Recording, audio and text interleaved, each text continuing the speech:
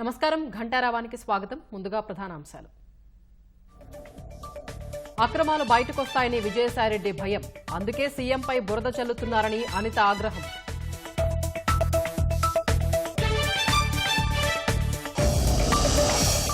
అసభ్య పోస్టుల కేసులో కడపలో రాఘవరెడ్డి విచారణ, అవినాష్ రెడ్డి పీఏని ప్రశ్నిస్తున్న పులివెందుల డీఎస్పీ.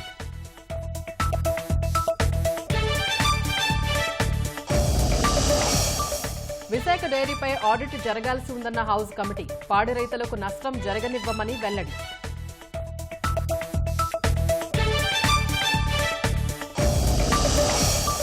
ఈవీఎంల ట్యాంపరింగ్ జరిగే అవకాశం లేదని నిరూపించిన ఈసీ, మహారాష్ట్రలో ఓట్లు వీవీప్యాట్ల స్లిప్లు పరీక్షించి తేల్చిన అధికారులు.